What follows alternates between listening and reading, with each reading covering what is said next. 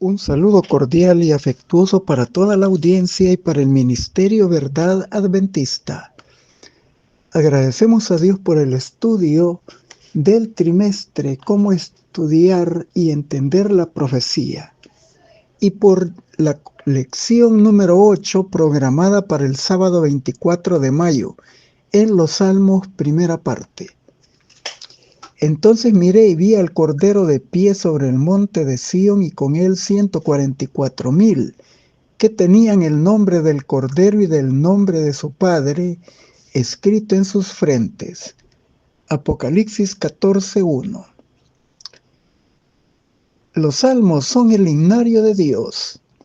Allí encontramos expresada en forma de poesías y cantos la experiencia del pueblo de Dios que va desde el abatimiento por el pecado hasta la restauración de la redención, con dimensiones escatológicas de acuerdo con el plan redentor. Y nos ayudan a comprender los eventos del tiempo del fin previos al cierre del tiempo de la gracia, tal como los presenta el libro del Apocalipsis y que se relacionan de forma especial con la obra del pueblo remanente del tiempo del fin. Apocalipsis 12:17 y 14:12.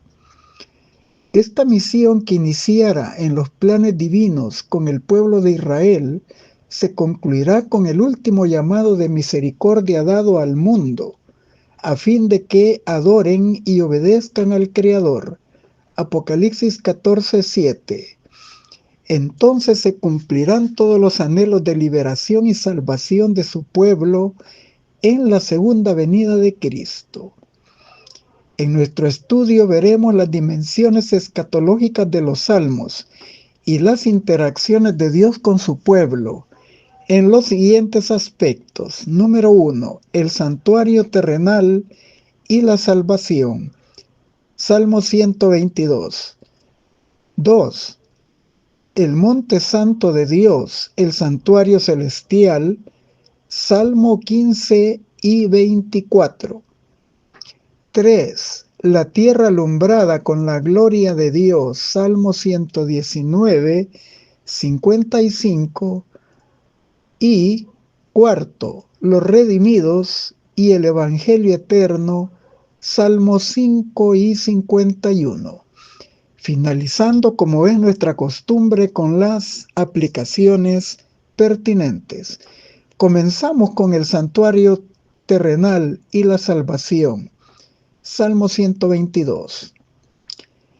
Al leer el Salmo 122, en el versículo 1 se presenta la alegría de los peregrinos de Israel en su viaje para subir a Jerusalén para ir a adorar a Dios en su templo.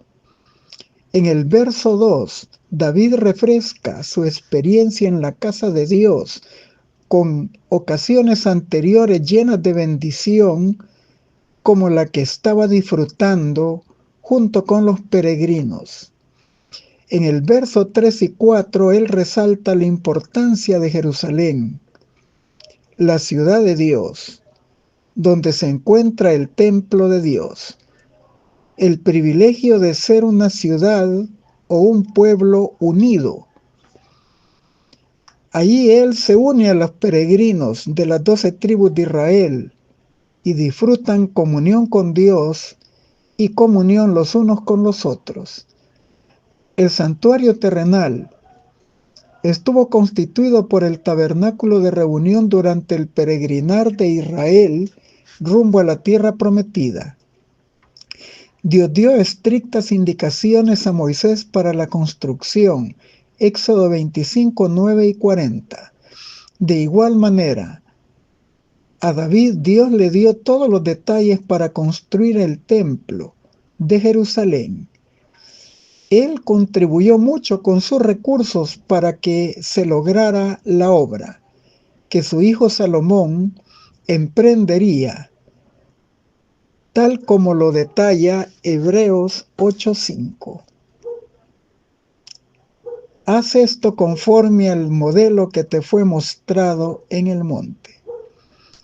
Todo apunta que el modelo utilizado para construir los dos santuarios terrenales era el de una realidad superior, el santuario celestial. Pablo presenta con claridad al santuario celestial como el verdadero santuario o verdadero tabernáculo donde Jesús ministra como sumo pontífice. Hebreos 8, 1 y 2.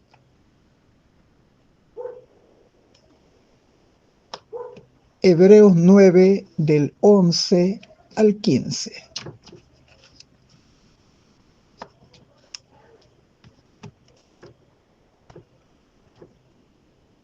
La estructura del santuario terrenal estaba compuesta del campamento que rodeaba el santuario, el atrio exterior, la parte de afuera, y los dos recintos interiores, el lugar santo y el lugar santísimo. Uno de los temas trascendentales del libro de Apocalipsis es el ministerio de Cristo en el santuario celestial.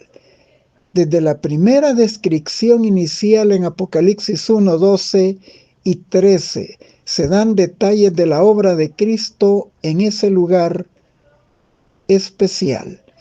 Allí Juan ve a Jesús portando vestiduras regias, ceñido en su pecho con un cinto de oro.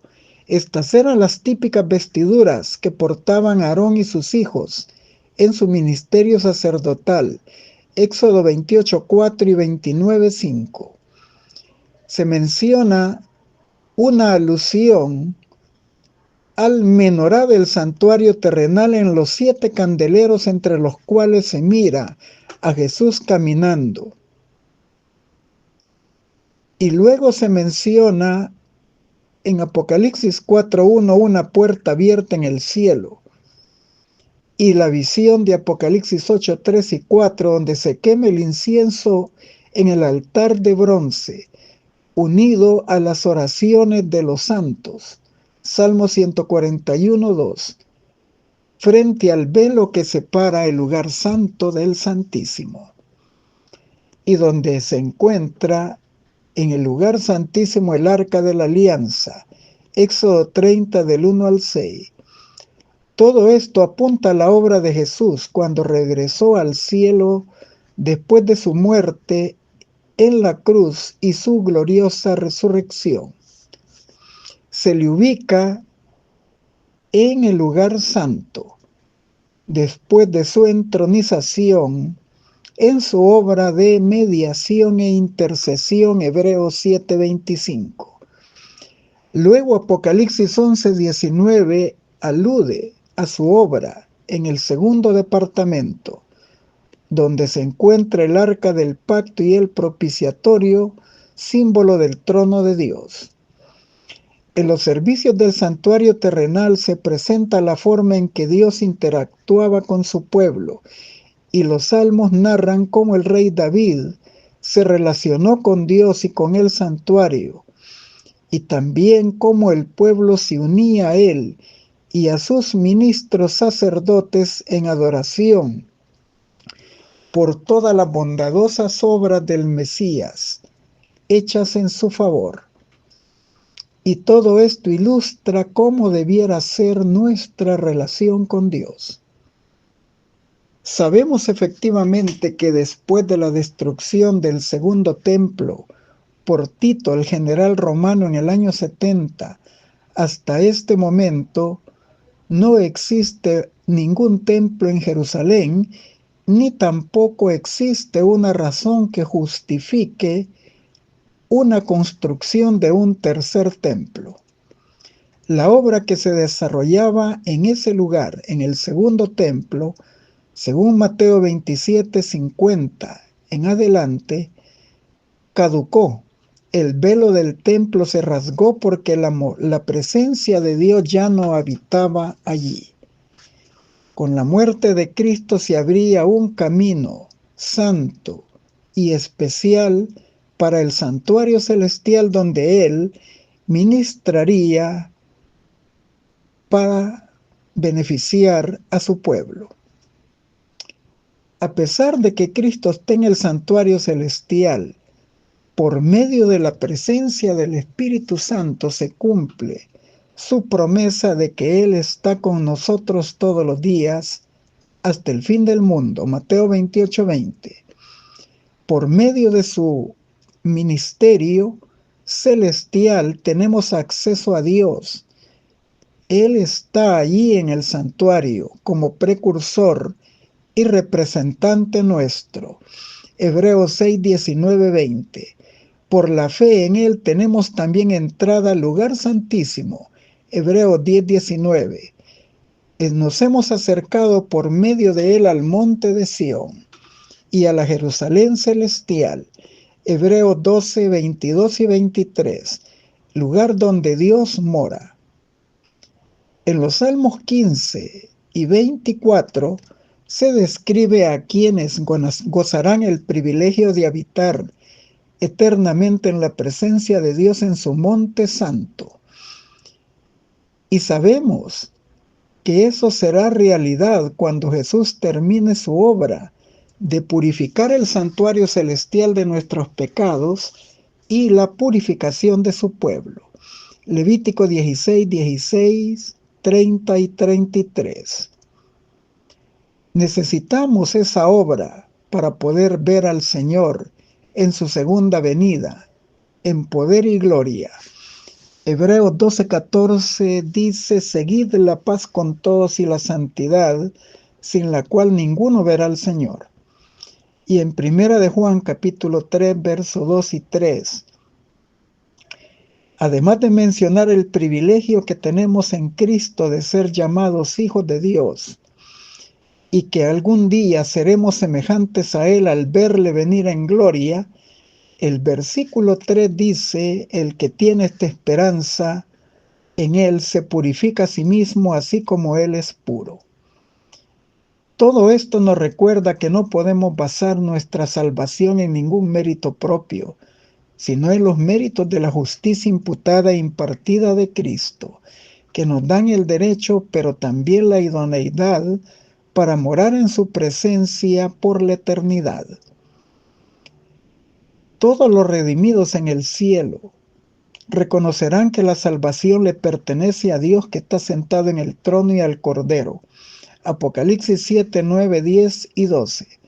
Y su victoria es atribuida al poder de la sangre de Cristo. Apocalipsis 12, 11.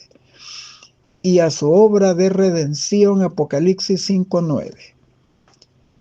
Los intérpretes del libro de Apocalipsis encuentran la respuesta a las preguntas solemnes que figuran en el Salmo 15, 1 y 2. Jehová, ¿quién habitará en tu tabernáculo y quién morará en tu monte santo? Y las del Salmo 24, 3. ¿Quién subirá al monte de Jehová y quién estará en su lugar santo? A través de la experiencia de los 144,000 se da una respuesta. Apocalipsis 14, 1, 4 y 5. Ellos poseerán la integridad de carácter que pide el Salmo 15, verso 2. Estos son los limpios de manos y puros de corazón, y los que forman parte de la generación de los que buscan al Dios de Jacob. Salmo 24, 4. Ellos tienen el carácter del Padre y del Cordero en sus frentes y en sus bocas. No se halló mentira, porque son sin mancha delante de Dios y del Cordero. Apocalipsis 14 del 1 al 4 y el verso 5. En Apocalipsis 14:1 encontramos a los 144,000 miembros del pueblo remanente del tiempo del fin de pie sobre el monte de Sión, una alusión a la Jerusalén antigua y al templo donde Dios habitaba. Ellos están allí por la victoria de Cristo que les dio también a ellos. Victoria sobre la bestia, su imagen, la marca de la bestia y el número de su nombre. Apocalipsis 15, 2 y 3. Ellos son redimidos a diferencia de los que se perderán por haber cedido a la imposición de la marca de la bestia, adorando finalmente a Satanás. Apocalipsis 13 del 15 al 17 y 16, verso 2. Continuamos con la tierra alumbrada con la gloria de Dios. Salmo 119, 55. Es importante destacar que Cristo es la imagen misma de la sustancia del Padre, Colosenses 1:15 y Hebreos 1:3. La mención de que los 144,000 tienen en su frente estampado el nombre del Padre y del Cordero en Apocalipsis 14:1 implica que tenían el carácter de Dios. En el ejemplo de primer libro de Samuel 25:25 se percibe que los nombres bíblicos denotan el carácter de las personas que con ellos eran designadas para distinguirse de los demás seres humanos. Por lo tanto, esta característica distintiva de los 144,000 revela la experiencia especial de un desarrollo de carácter semejante al del Padre y del Hijo, que la gracia divina hizo posible en sus vidas. En Éxodo 33, verso 18 al 23 y en Éxodo 34:6 tenemos otro registro bíblico. Moisés nos relata su experiencia cuando hizo la petición especial a Dios que le mostrara su gloria. Y vemos en el párrafo bíblico que lo que Jehová le mostró al pasar en su gloria delante de él, al tenerlo escondido en la hendidura de una peña, fue la proclamación de su nombre y de su carácter. Jehová, Jehová, fuerte, misericordioso y piadoso, tardo para la ira y grande en misericordia y verdad, que guarda misericordia a millares, que perdona la iniquidad, la rebelión y el pecado, y que de ningún modo tendrá por inocente al malvado, que visita la iniquidad de los padres sobre los hijos de los hijos, hasta la tercera y cuarta generación. Éxodo 34:7. Aquí se percibe que el nombre de Dios también revela la gloria de su carácter. Tenemos un tercer párrafo bíblico en el Salmo 119:55, donde el rey David relaciona el nombre de Dios con su santísima ley de los 10 mandamientos. A lo largo de las Sagradas Escrituras se hacen muchas alusiones y declaraciones que ayudan a concluir que la ley de Dios también expresa el carácter de Dios. Hemos leído que Dios es santo, primera de Pedro 1:15-16, que Dios es justo, Juan 17:25, y que Dios es bueno, Mateo 19:17.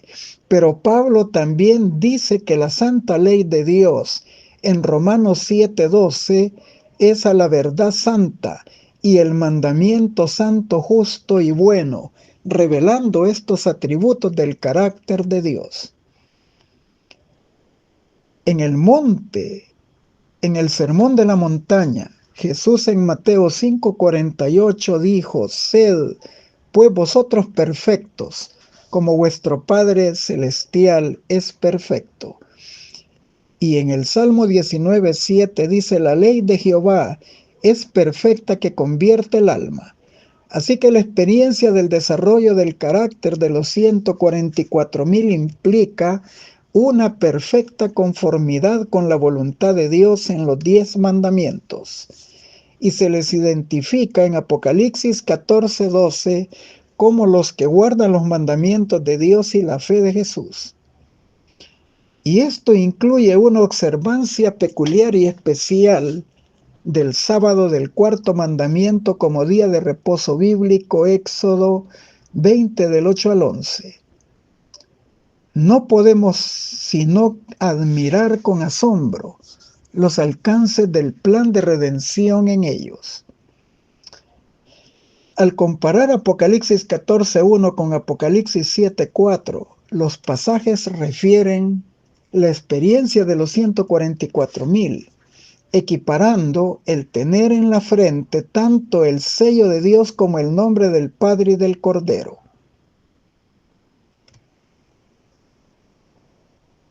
La profecía de Isaías 8:16 declara que el sello de Dios se encuentra en su santa ley del Decálogo, y las características de los sellos del tiempo antiguo se hallan expresadas en el enunciado del cuarto mandamiento, porque poseían el nombre, el título y los dominios o jurisdicción del soberano.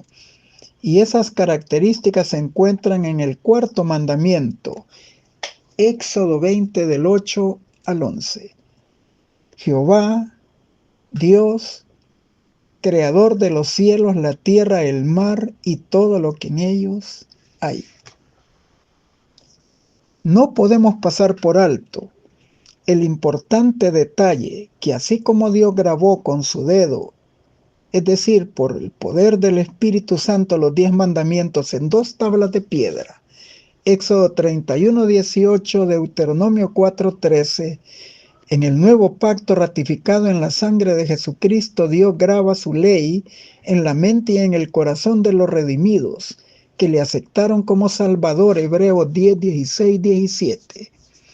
Esto implica que la vida de ellos refleje el amor y el carácter de Dios, como resultado de haber sido atraídos por su gracia y amarle a causa de quién es Él y de lo que ha hecho en sus vidas.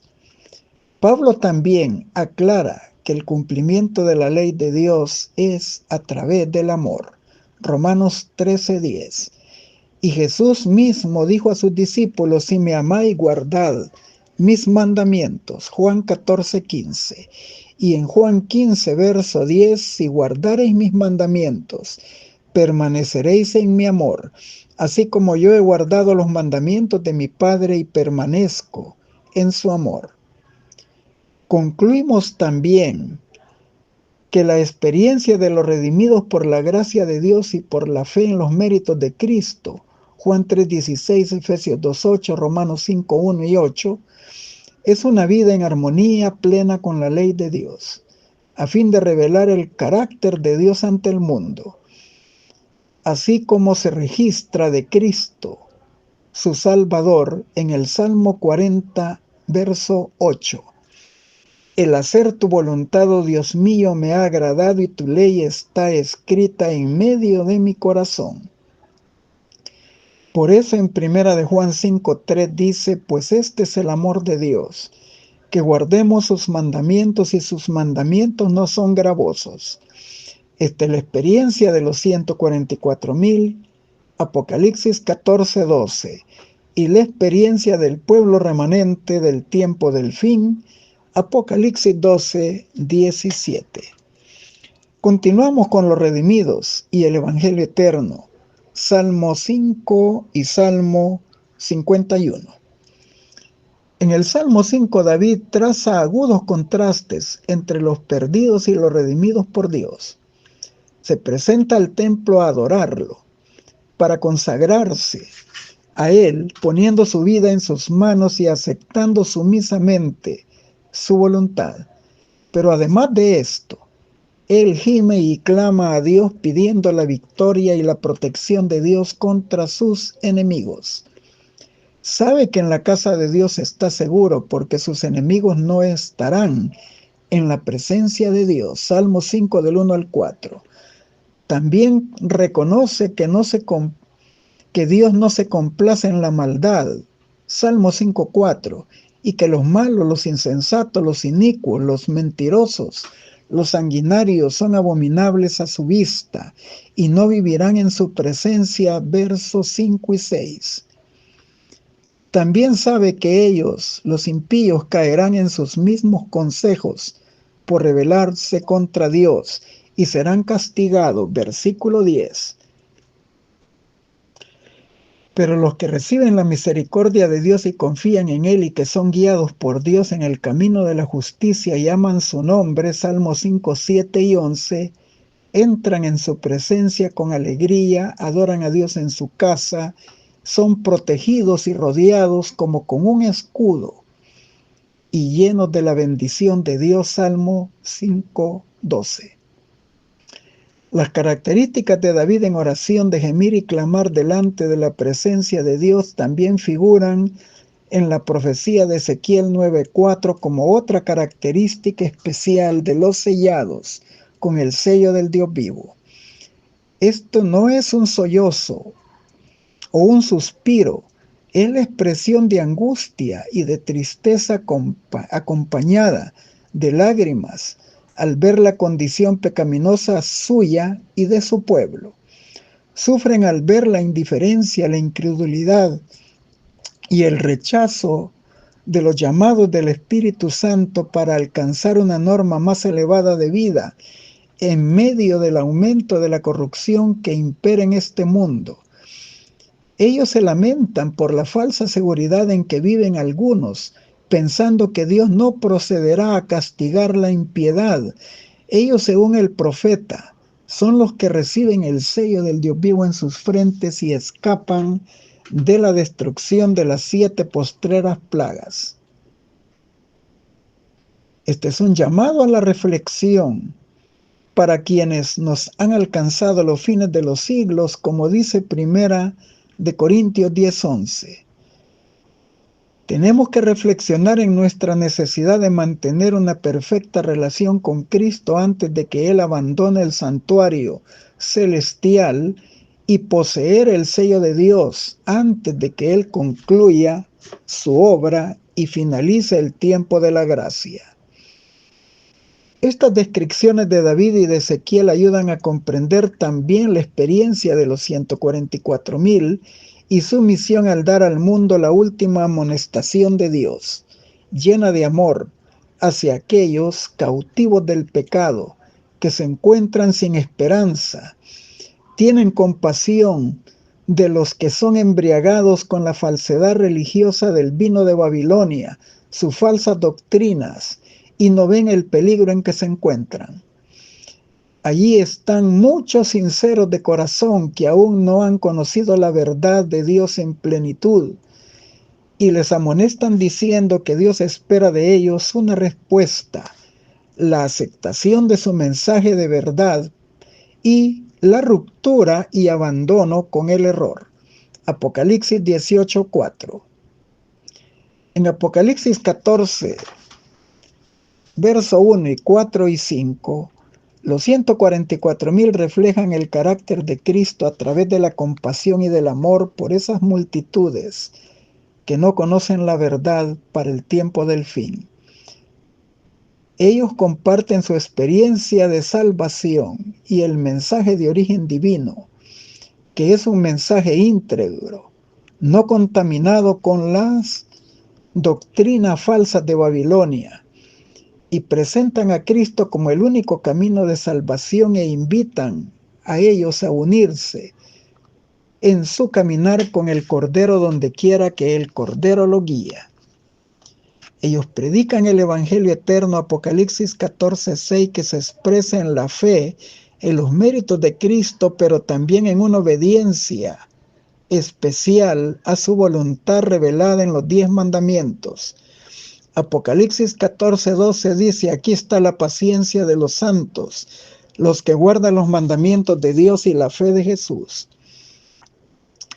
Ellos dan una triple advertencia contra la falsa adoración como un grito potente, un fuerte clamor a gran voz, pidiéndole al mundo que con temor reverente reconozca a Dios su soberano, creador, que acepte su voluntad en los 10 mandamientos. Eclesiastés 12:13. Teme a Dios y guarda sus mandamientos, porque este es el todo del hombre.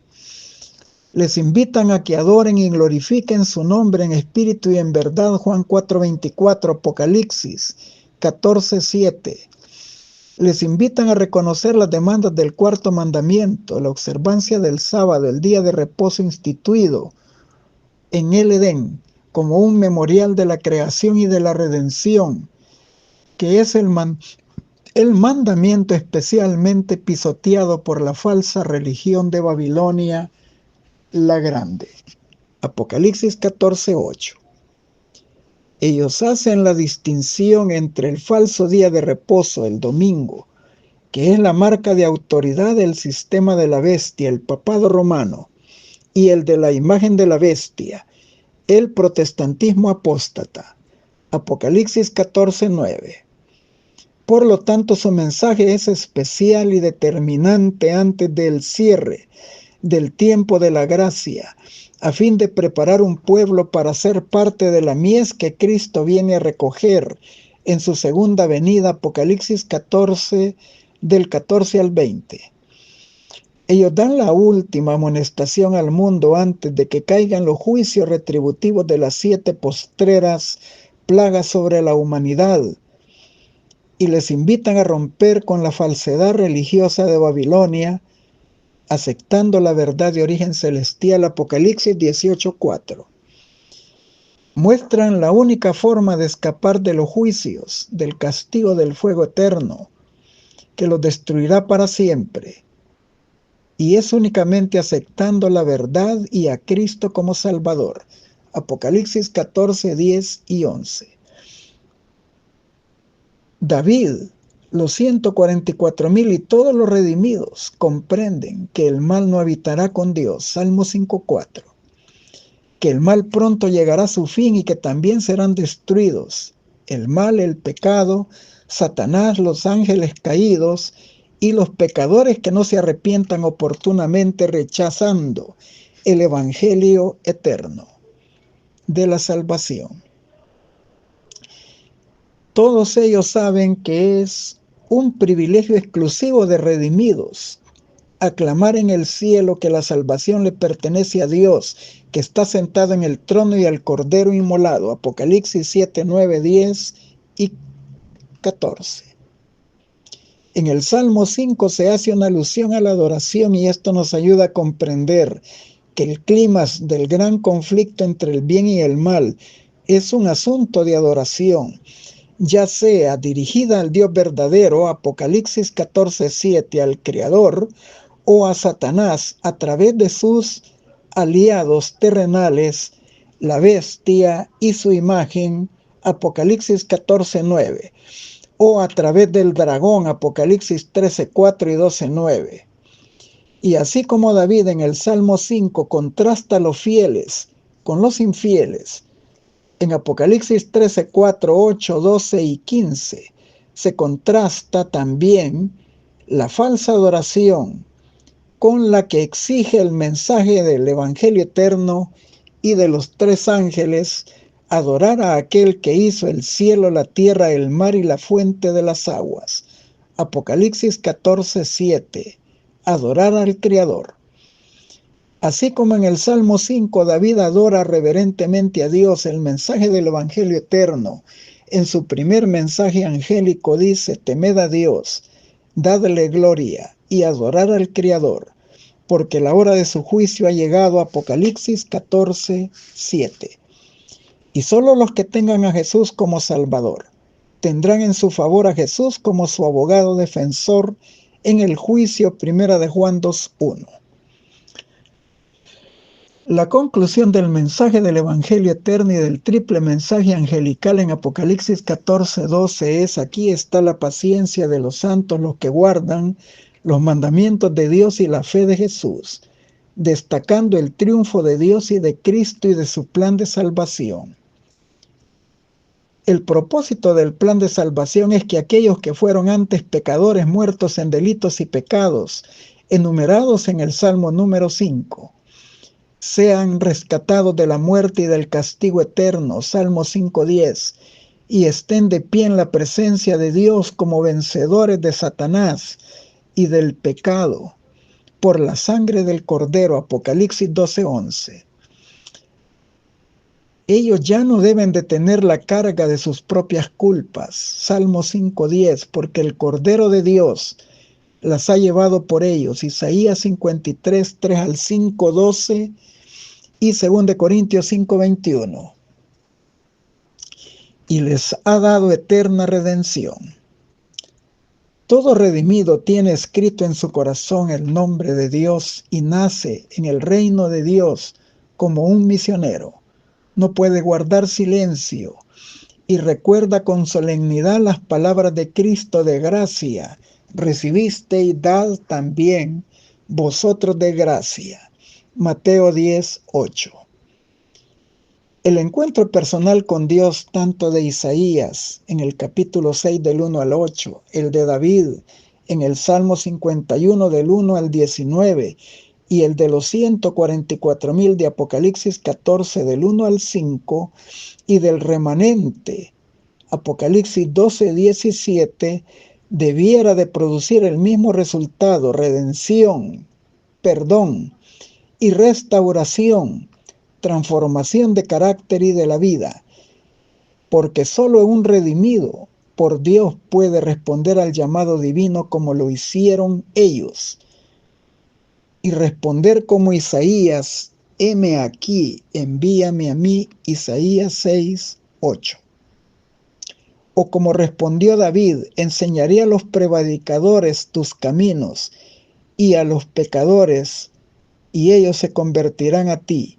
Salmo 51:13.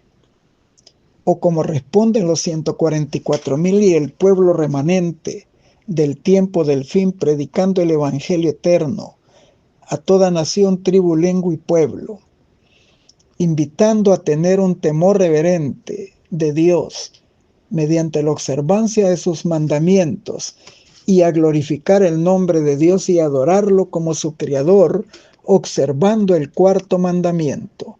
Apocalipsis 14:6 y 7.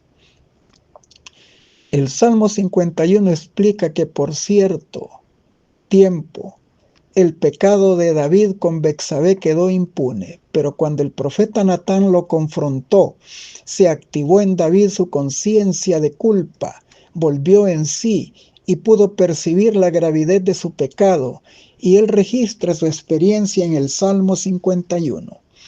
Agobiado por el peso de sus culpas, sin presentar ninguna excusa, aceptando su responsabilidad de sus graves delitos, apeló a la misericordia de Dios. Salmo 51:1. El Espíritu Santo fue quien produjo esta concientización profunda de su maldad, que él utiliza todas las designaciones en este salmo acerca de la transgresión de la ley. El hebreo yet, pecado, versos 5 y 9, el hebreo chatat, pecado, verso 2, 3, 4 y 13, el hebreo pechá, rebelión, verso 1, 3 y 13, y el hebreo aguón, iniquidad, verso 2, 5 y 9.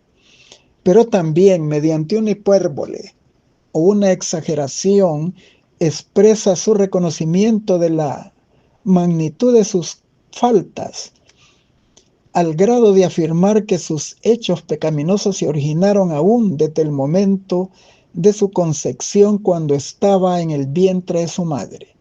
Salmo 51:5. Y él solo ve en Dios la solución para su condición caída y suplica que lo restaure en su relación con él, a tal grado de encontrarse de nuevo como si nunca hubiera pecado. Esto lo expresa usando diferentes verbos: machán, borrar, verso 1 y 9, cabaz, lavar, Salmo 51, 2 y 7, tajer, limpiar, Salmo 51, 2, chatá, purificar, Salmo 51, 7.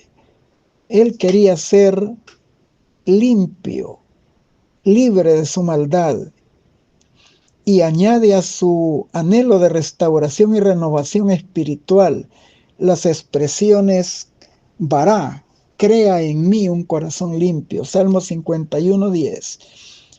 Shadash, renuevo un espíritu recto dentro de mí, Salmo 51, 10. Shu, vuélveme el gozo de la salvación, y no retires de mí tu Santo Espíritu, Salmo 51, 12. Naxal, líbrame de los homicidios, Salmo 51, 14. Ibaná, reedifica y restaura los muros de Jerusalén y recibe con alegría los holocaustos de tu pueblo redimido. Salmo 51, 18. Reconoce a Dios como el único capaz de solucionar el problema espiritual, porque Él es el Creador. Salmo 51, 10, 12 y 15. Y es el Salvador. Teshua. Salmo 51, 14. Dios diseñó su plan de salvación de tal manera que la experiencia de salvación del redimido impacte a otros. Primero, llama al pecador a un encuentro personal con Cristo y luego lo comisiona y lo envía como su embajador y representante de su reino a ejercer el ministerio de la reconciliación. Segunda de Corintios 5, 18 y 20. La profecía de Apocalipsis 18:1, conocida como el fuerte pregón del tercer ángel, cuando el Espíritu Santo se derrame en la lluvia tardía con poder sobre el remanente y sobre los 144,000, y den el mensaje a grande voz, toda la tierra será iluminada con la gloria del conocimiento de Dios, de su verdad, de su carácter, de su último mensaje de salvación. Millones en todo el mundo abrazarán la fe, serán salvos de forma tal que superarán los resultados que dieron al inicio de la obra evangelizadora en el día del Pentecostés, cuando Dios derramó la lluvia temprana del Espíritu Santo. Hechos capítulo 2. No quedará ningún ser humano sin ser amonestado, sin ser invitado por Dios a ser salvado. Y los que decidan correctamente estarán entre los redimidos. Apocalipsis 14, del 6 al 3, indica que antes del anuncio de los juicios retributivos de Dios en las 7 plagas postreras y el castigo eterno, Apocalipsis 14, 9, 10 y 18, 4, y antes de la caída de la Babilonia definitiva y total, anunciada en Apocalipsis 14, 8, y antes de que caigan los juicios retributivos de Dios en las plagas postreras, Apocalipsis 18, 4,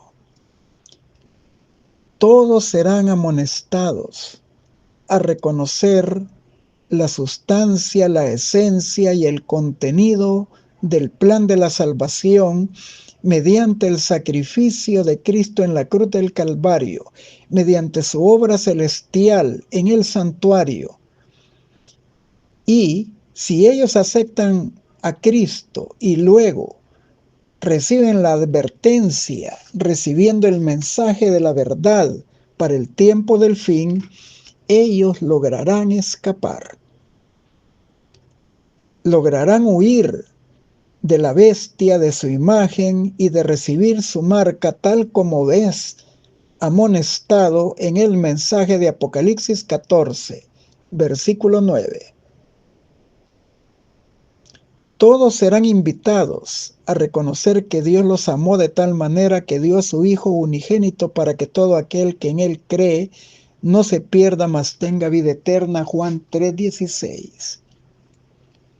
Si le aceptan como Salvador, serán eternamente salvados.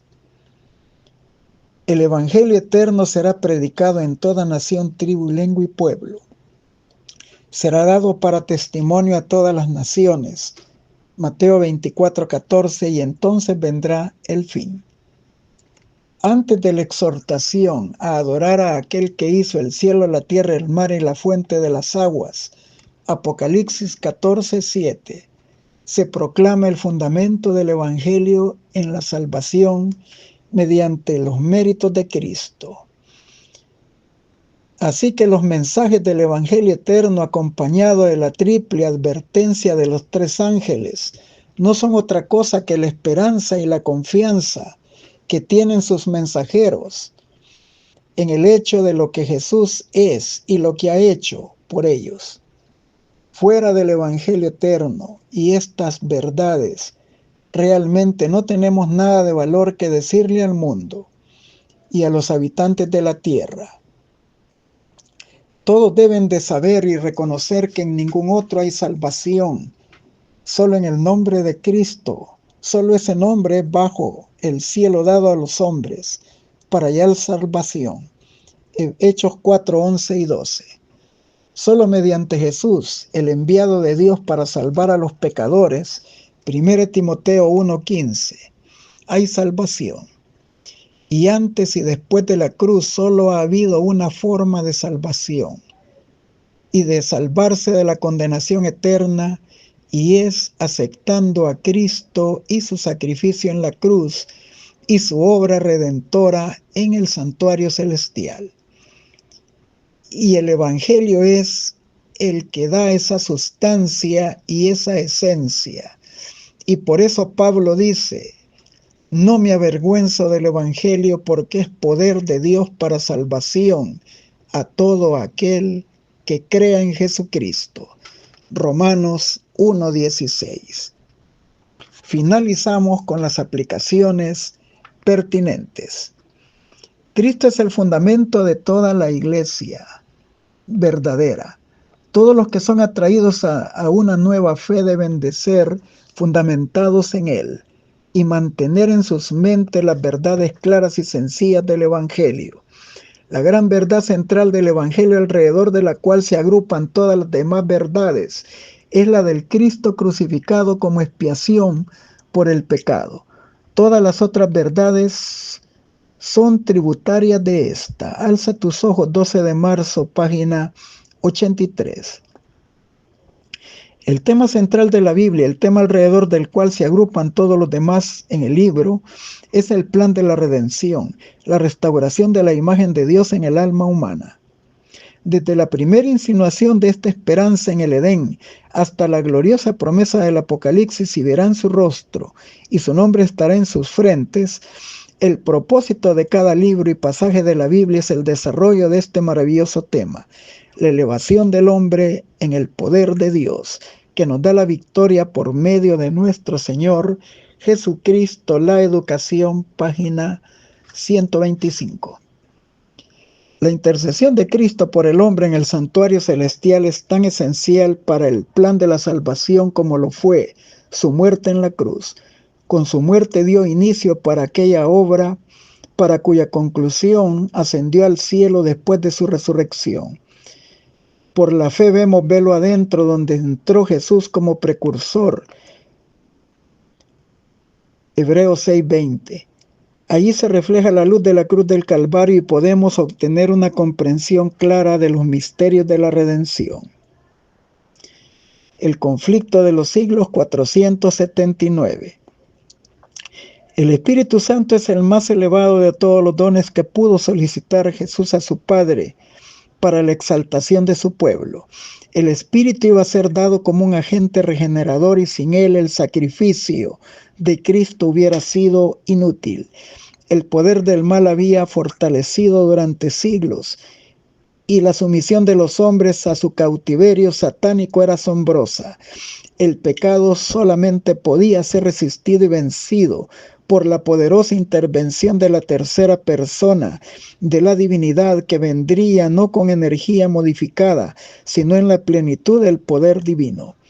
El Espíritu es el que hace eficaz lo que ha sido realizado por Jesús, el Redentor del mundo. Por el Espíritu es purificado el corazón. Por él llega al creyente a ser partícipe de la naturaleza divina. Cristo ha dado el Espíritu Santo como poder divino para vencer toda tendencia hacia el mal heredada y cultivada, y para grabar su propio carácter en la iglesia. La misma imagen de Dios se ha de reproducir en la humanidad. El honor de Dios, el honor de Cristo, están comprometidos en la perfección del carácter de su pueblo. Deseado de toda la gente, 625. O vivamos enteramente para el Señor y demostremos con vidas ordenadas y piadosas conductas que hemos estado con Jesús y somos sus humildes discípulos. Trabajemos mientras dure el día, porque cuando llegue la tenebrosa noche de tribulaciones y angustias será demasiado tarde trabajar para Dios.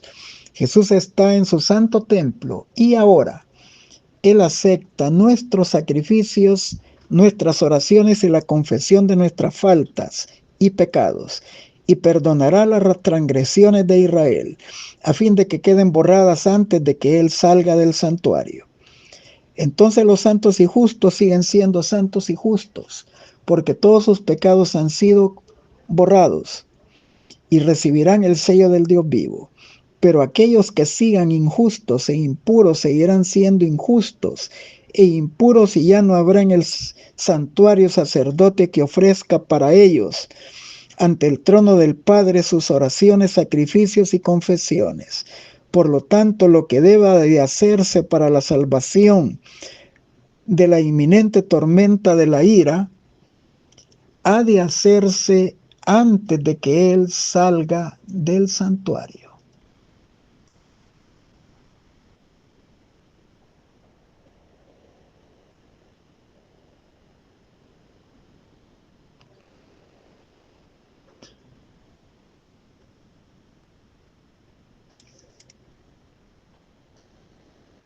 Primeros Escritos, página 47. Juan el Revelador dice: después de esto vi a otro ángel que descendía del cielo con gran poder, y la tierra fue alumbrada con su gloria, y clamó con voz potente diciendo: caída, caída es la gran Babilonia. Apocalipsis 18, 1 y 2. Este es el mismo mensaje del segundo ángel. Babilonia ha caído porque ha dado de beber a todas las naciones del vino del furor de su fornicación. Apocalipsis 14, 8. ¿Cuál es ese vino? Sus falsas doctrinas. Ella ha brindado al mundo el falso día de reposo en lugar del sábado, el domingo, y ha repetido la mentira de Satanás presentada a Eva en el Edén, la inmortalidad natural del alma. Ha diseminado en multitud de errores, enseñado doctrinas y mandamientos de hombres. Y cuando Jesús comenzó su ministerio, Él limpió el templo de la sacrílega profanación. Prácticamente también el último acto de su ministerio consistió en limpiar de nuevo el templo. Por lo tanto, la última obra de advertir al mundo, en esa obra se hacen dos llamados a las iglesias: el del mensaje del segundo ángel y la voz que se oyó del cielo: salid de ella, pueblo mío, porque sus pecados han llegado hasta el cielo y Dios se ha acordado de sus maldades. Apocalipsis 18, 4 y 5. Así como Dios llamó a los hijos de Israel a que salieran de Egipto para que pudieran guardar el sábado, Dios llama a su pueblo a salir de Babilonia a fin de que no adore a la bestia ni a su imagen, ni reciba su marca.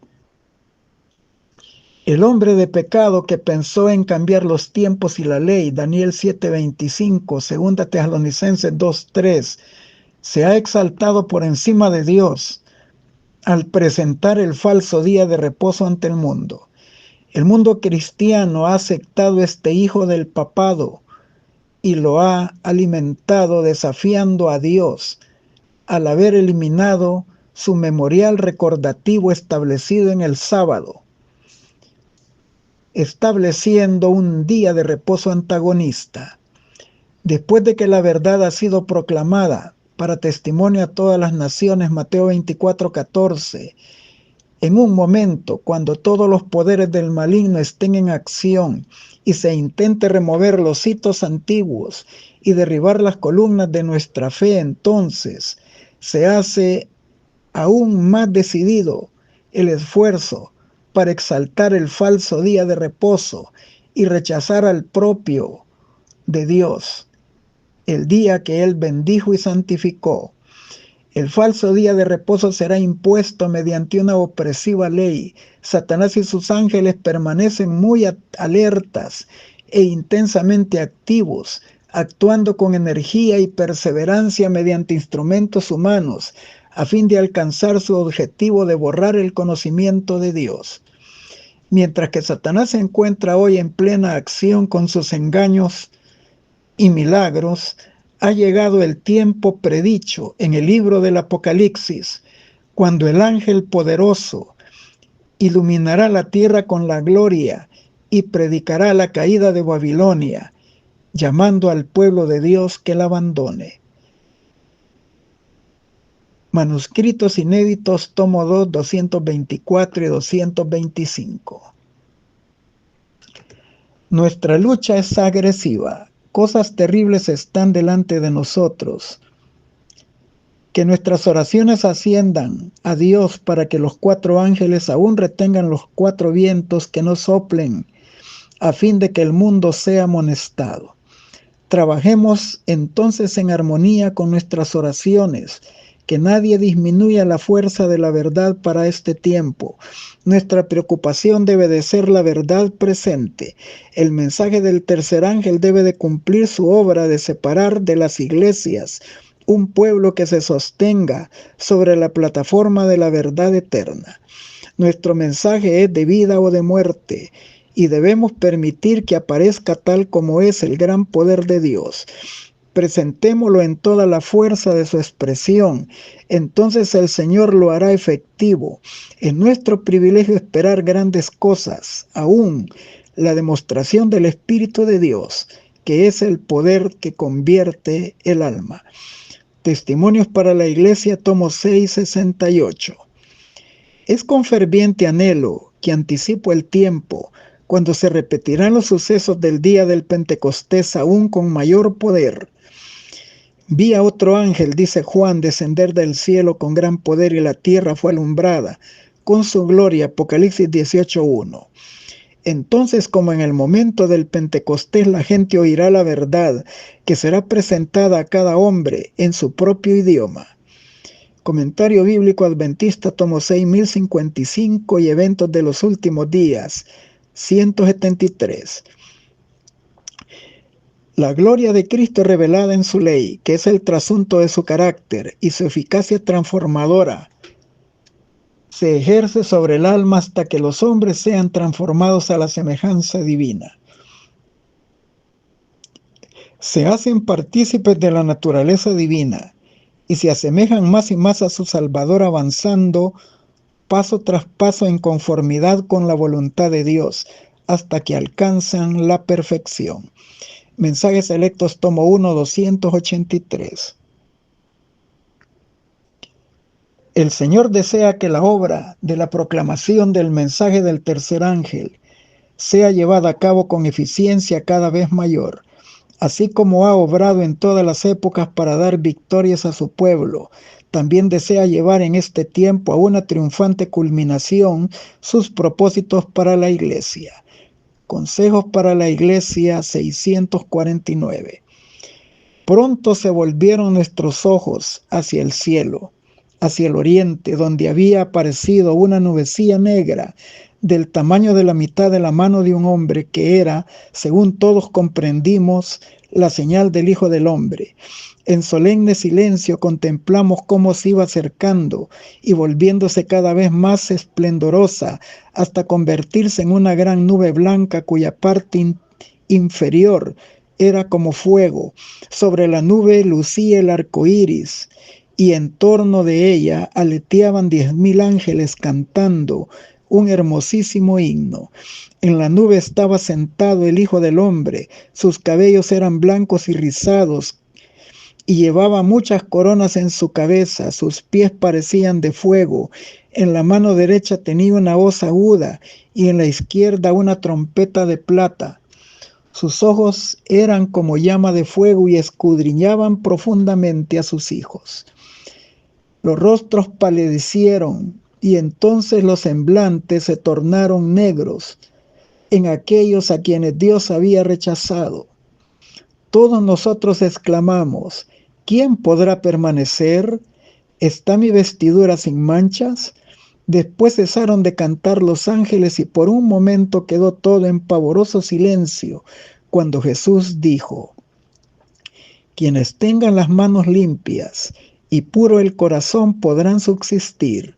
Bastaos mi gracia. Al escuchar estas palabras iluminaron nuestros rostros, y el gozo llenó los corazones. Los ángeles pulsaron una nota más alta, y volvieron a cantar mientras la nube se acercaba a la tierra. Primeros Escritos, página 15 y 16. Se me recordó luego la gloria del cielo. El tesoro ha llegado allí para los fieles. Todo era hermoso y era mucho más, un indecible y eterno peso de gloria. Y dijo el ángel: el pequeño residuo que ama a Dios, que guarda sus mandamientos y cuyos miembros sean fieles hasta el fin, disfrutará de esta gloria y estará siempre en la presencia de Jesús para cantar con los santos ángeles. Primeros Escritos, página 66. Les deseo un feliz sábado en la bendita presencia del Señor.